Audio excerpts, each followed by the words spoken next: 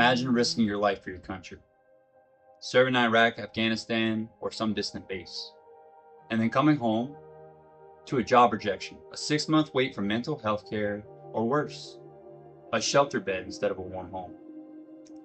This is the reality for thousands of U.S. military veterans. We praise their service, but when the uniform comes off, too many are forgotten. Today, I want to show you why America must do better by covering the challenges veterans face, why existing programs fall short, why it matters, what works, and what you can do. I'm Kade Hesler, an Army veteran during the global war on terrorism, and this is why veterans deserve reintegration programs that truly support them.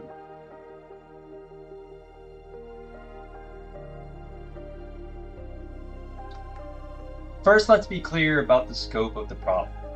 According to the Department of Veteran Affairs, more than 6,000 veterans die by suicide each year. That's over 16 per day. Roughly 1 in 10 homeless adults in the U.S. is a veteran, and those who served after 9/11/2001 often face unemployment rates higher than the national average, despite possessing leadership and technical skills. And while the VA does offer services, long wait times, complicated systems, and inconsistent care drive many veterans away. The transition from combat zone to civilian life is often described by veterans as being dropped off a cliff. They're trained for war, but not for coming home.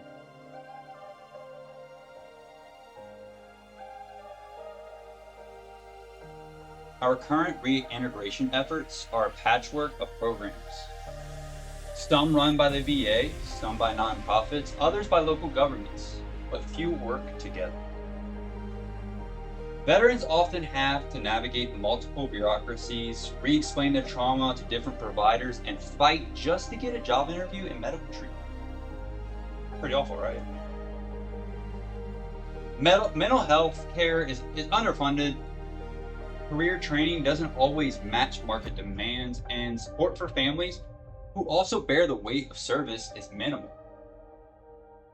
The problem isn't just the lack of resources, it's the lack of coordination and vision.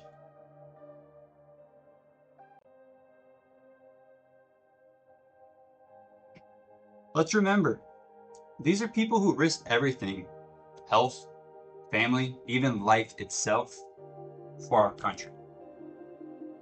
To abandon them now isn't just a failure of policy, it's a failure of honor. And beyond ethics, there's a practical cost. Untreated PTSD leads to ER visits, incarceration, even homelessness.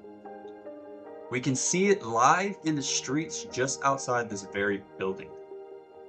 It's a strain on our social systems that could be avoided.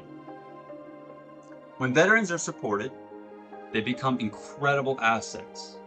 Entrepreneurs, public servants, mentors, pillars to their community.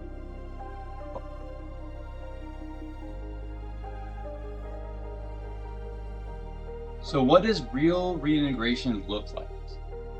Programs like Team Rubicon give veterans a renewed sense of purpose through disaster relief or response. The Wounded Warrior Project offers mental health support and peer connection. Some cities are testing a housing first model, giving veterans shelter before demanding paperwork.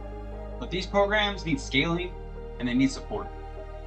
Here's the part you can act on. Support legislation that expands and simplifies VA services. Donate to effective veteran nonprofits. Hire or mentor a vet, or just listen to their story. And most importantly, vote for leaders who put veterans first. Veterans answered the call when our country needed them. Now they need us. Not with slogans, not with parades, but with real help, mental care, housing, job opportunities, dignity. If they were willing to fight for us, couldn't we fight for them? Thank you.